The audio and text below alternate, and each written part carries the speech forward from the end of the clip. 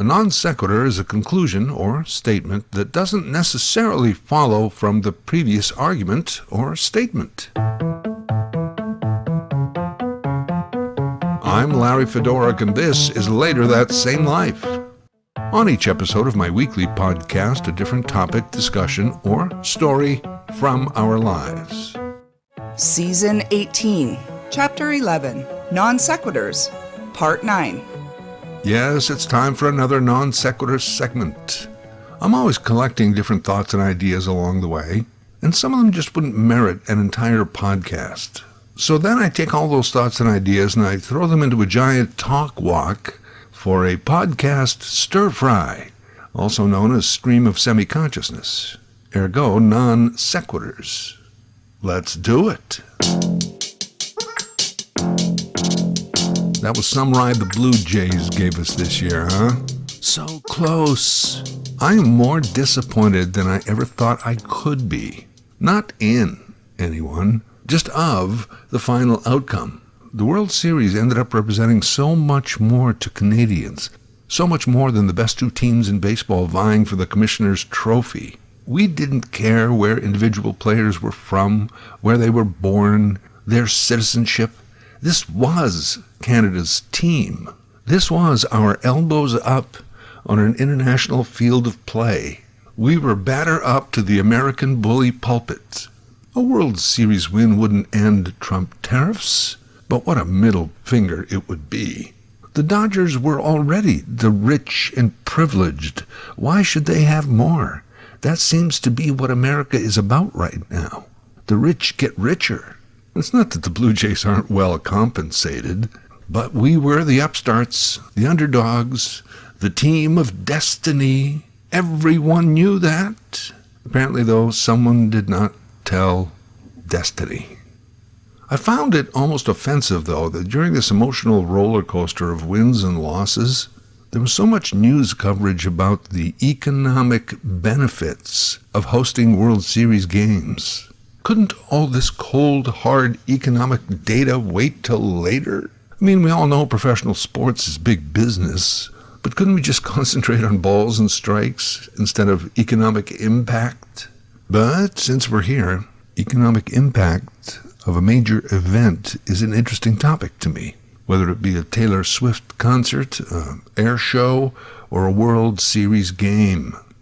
Though the full economic impact of playoff baseball in Toronto is still being calculated, let's say, based on past World Series games in other cities, it will end up being somewhere around $200 million. A lot of this spending is obvious. Hotels, bars, restaurants, Blue Jays souvenir shops, general tourism spending. And not just tourists. I mean, the LA Dodgers team and staff, they all needed hotel rooms, meals, a bus to and from the stadium, as did everyone at Fox Sports in town covering the game, along with all the other media from around the world.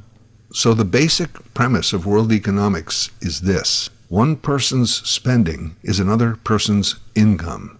That's it. It's that simple. Even if you don't actually spend your money, if it's sitting in a savings account or an investment portfolio, you are helping create an income job for someone who has to manage those accounts. One person's spending is another person's income. So suddenly there's a $200 million economic impact on a city because of a World Series. Okay, where was that money? Where did it suddenly come from? Was there just $200 million sitting out there not being spent? And suddenly it was because of baseball fever? I know rich people have money that just sits around, but not most of us. If one guy spends $5,000 on hotels, meals, tickets, a cap, and a jersey, will he still have $5,000 to spend on Christmas this year? If $200 million was spent in Toronto in October, doesn't that mean that $200 million will not be spent somewhere else at some time else? That's what I'd like to know, because they always make it sound like economic impact was just this found money. Oh, I got out my old winter coat. There was $200 million in the inside pocket. It is estimated that up to 15% of the average Canadian's annual spending is done with a credit card. That's why we have this huge credit card debt among the population. So is it possible that approximately $30 million went on people's credit cards at exorbitant interest rates just so people could help cheer on the Jays? Oh yeah, it's very possible. Listen, I'm glad that hotels and restaurants were full. I'm sure servers had extra shifts and overtime and tips. They had watch parties in the square at City Hall. I guess the guy who runs the hot dog stand there made a killing. It's good. I would just like to know what economic impact really means. And if it's a positive impact for one, is there a negative impact on someone else? You know, food banks and charities are hurting right now. Why? It's tough economic times. People just don't have the extra to donate to causes. They don't. Yet suddenly they have $200 million for a ride on a bandwagon. Hopefully, the recipients of this found $200 million will spend it forward, thereby creating income for somebody else, which will then be further spent to support this house of cards that is the world economy. And yes, in 2026, go Jays go.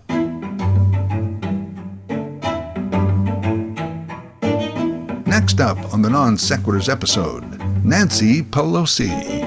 Pelosi, at age 85, recently announced that she will not be seeking re-election for her seat in Congress representing San Francisco. There has been no greater honor for me than to stand on the House floor and say, I speak for the people of San Francisco.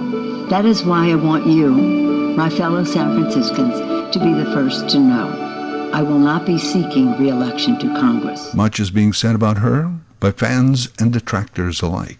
She did serve her country in government for almost 40 years, right up until her mid-80s. She was the first female Speaker of the House, and she became an effective leader within the Democratic Party. To me, though, the most noteworthy fact about Pelosi is that she decided to run for office after raising 5 kids. And as the youngest daughter was going off to college, it was then she decided to enter politics at age 47. 47. When most people who have adult children would say, well, now I'm going to travel more. I'm going to join a bowling team, take up scrapbooking. Not Nancy Pelosi. Her father was a Democratic congressman for Maryland, passed in 1987, the year that Nancy chose to run, at age 47. What she's done is noteworthy, but I think when she started is more so. Hey, you want to impress people? Be popular with your peers? Be held in high intellectual esteem? Hey, who doesn't? Well, ask this question. How many countries in North America? Well, you got your Canada, your U.S., Mexico. Okay, the correct answer is 23. 23. I think that little nugget of knowledge is very impressive. Central America is considered part of North America. El Salvador, Belize, Costa Rica, Panama, Nicaragua. Then there's all those island destinations we enjoy. Cuba, Bahamas, Barbados, Jamaica, Dominican Republic, St. Lucia. North America. Also Greenland. Greenland. Even though it's an autonomous territory of the Kingdom of Denmark, which is in Europe, Greenland is in North America. Okay, so 23 countries in North America. Wow, he's so smart. See, working already. At the risk of overkill, Africa is the continent with the most countries, 54. Asia has 48, Europe 43, North America 23, South America 12. And if you know your continents, that leaves Australia. I got a big problem with Australia. As a continent, it's both a continent and a country.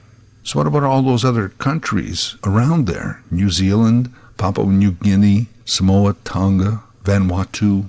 They're not part of Australia, so what are they?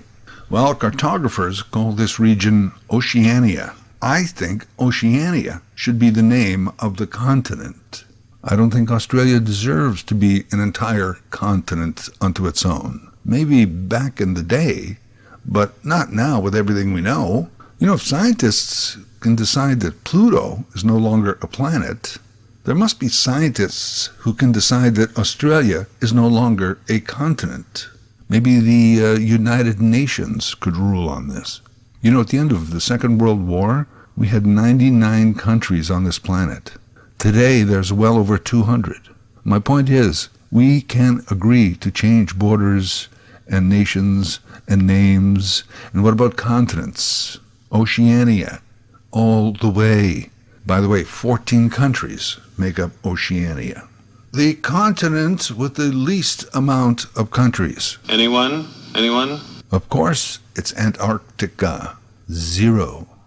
0 countries. 0, I believe, is also their high temperature in summer. Antarctica. No countries, no cities, no governments, no religion too. Imagine all the people living life in peace. You may say I'm a dreamer. There was an Antarctic Treaty of 1959. It established Antarctica as a continent dedicated to peaceful purposes and primarily scientific research. And who is that company? I think it's Viking that offers cruises to Antarctica. You can even get celebrity cruises to Antarctica. Stop it. Can't you just leave some places alone?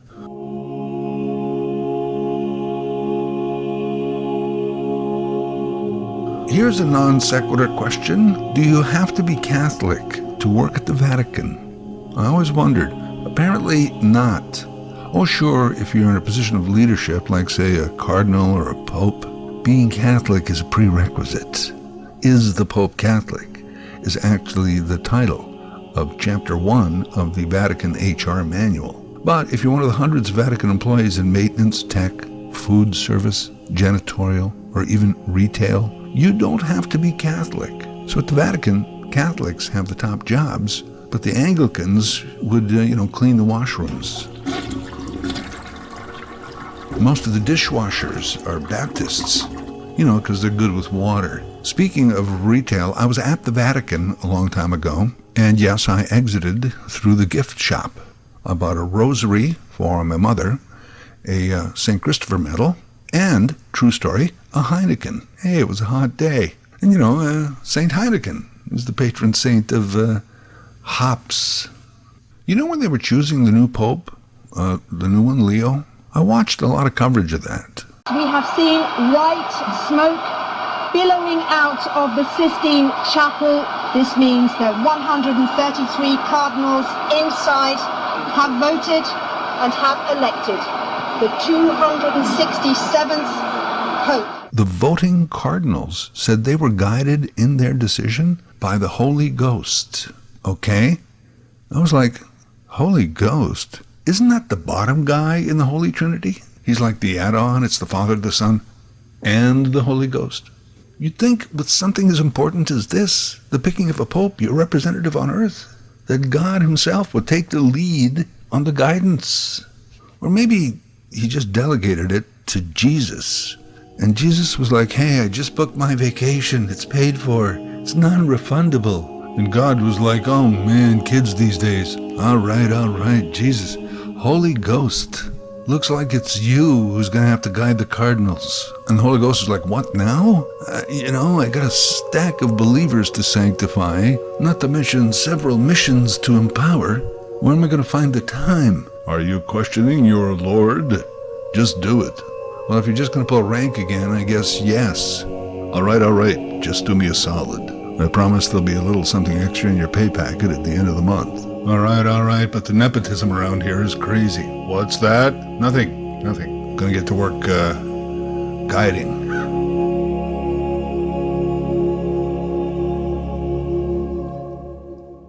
Ever heard of the Goldsboro incident?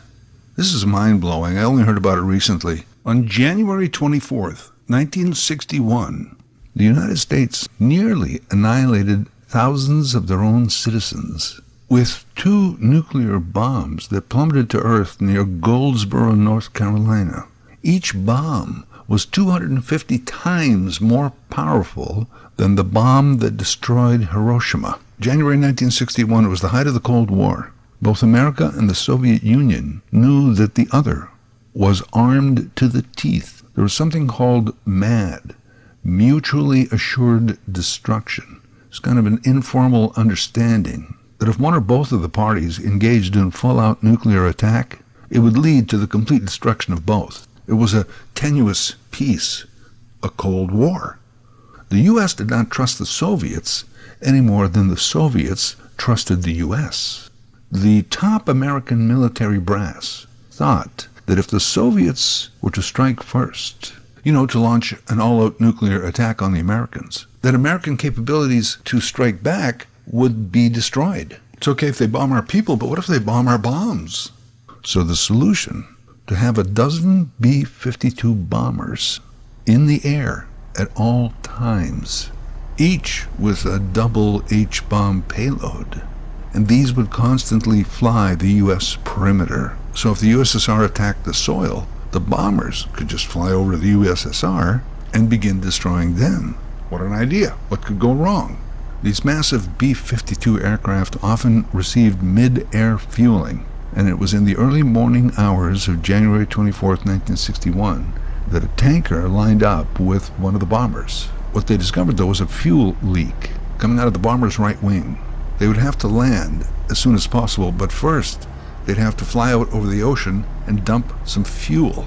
You may not know this, but dumping fuel is not just a way to minimize a crash landing explosion. It's because when a plane takes off full of fuel, it's actually too heavy to land. The burning off of fuel during flight is calculated into the total weight of an aircraft upon landing. So they fly out over the ocean, but as it turns out, they had lost more fuel in the leak than they thought. So turn around quickly and try and land at the Air Force Base in Goldsboro, North Carolina. Except that all the fuel leaking out of the right wing caused the plane to be imbalanced, and it would shake violently. It actually started to break apart. The captain ordered everyone to eject, bail, and everyone did. 5 actually survived. 3 did not. So airplane debris and 2 nuclear bombs are plummeting toward the muddy farmland surrounding Goldsboro. Interestingly, the bombs also had parachutes for 2 reasons. One, to slow the bomb's descent so that the airplane would have enough time to get as far away as possible before the H-bomb hit Moscow. And 2, these bombs could actually be deployed above the ground, which apparently could potentially cause an even greater area of nuclear destruction. Of the 2 American bombs heading toward American citizens that early morning, January 24, 1961, only 1 parachute actually deployed, and it got caught up in some tree branches, and the bomb was basically hanging there unexploded. The second hit muddy farmland and also did not explode. It was traveling at such a velocity and went into the mud so deeply that it could not be found. They did find the arming mechanisms. There's 3 in total. 2 of them had worked and began arming the bomb. The third somehow did not. That's how close they came. A little toggle switch did not deploy. Without the arming mechanisms, the major heavy uranium container was now basically benign. And it's still buried in the ground, hundreds of feet below a farmer's field near Goldsboro. You can see pictures of the area online. It's all this open farmland, and then there's this little clump of trees a few hundred feet. That is an easement purchased by the U.S. military. They still own that little clump of trees and land, and any digging there is strictly forbidden. That's because a few hundred feet down is remnants of an H-bomb. So because of some tree branches and a failed toggle switch, the United States avoided killing tens of thousands of their own people and creating a nuclear cloud and fire that would potentially stretch all up and down the eastern seaboard, from Florida all the way up to Washington, D.C. It's a true story, declassified and made public in 2013. There were at least 2 other close incidents after Goldsboro, and it wasn't until 1968 that the U.S. discontinued their continuous airborne armed B-52 program.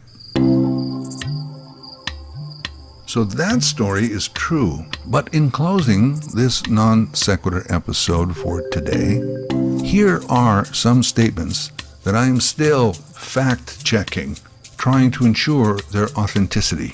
Number 1, of Billboard's Top 100 songs for the 1980s, exactly 31% of them are about breaking up with Dave Coulier.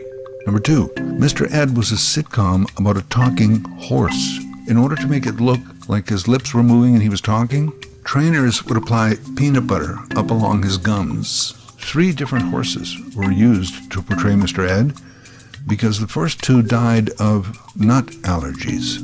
3, there is a 99% possibility that your most favorite actor/actress will next be in a movie or series streaming on a service that you do not subscribe to. Next, famous food eponyms. Both Melba Toast and Peaches Melba were named after Australian opera singer Nellie Melba. There was a Granny Smith who invented the green apple. And the idea of taking a burrito and putting it in the oven to bake came from a young chef named Anne Chilada. And finally, the role of Luke Skywalker in the original Star Wars series was initially offered to Richard Simmons. George Lucas was forced to go in another direction when Simmons insisted that his character wear striped shorts. Later That Same Life is written, voiced, and produced by Larry Fedoruk. LarryFedoruk37@gmail.com. Subscribe to Larry's podcast YouTube channel. Get automatic notifications with each new episode.